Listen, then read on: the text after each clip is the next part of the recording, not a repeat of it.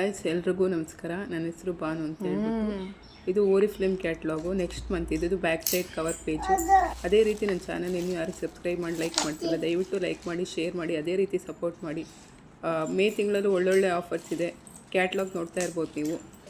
ದಯವಿಟ್ಟು ಮಿಸ್ ಮಾಡ್ಕೊಳಕ್ಕೆ ಹೋಗಬೇಡಿ. ಪ್ರಾಡಕ್ಟ್ ಚೆನ್ನಾಗಿದೆ, ನಾನು ಯೂಸ್ ಮಾಡ್ತಿದ್ದೀನಿ, ನೀವು ಕೂಡ ಯೂಸ್ ಮಾಡಿ.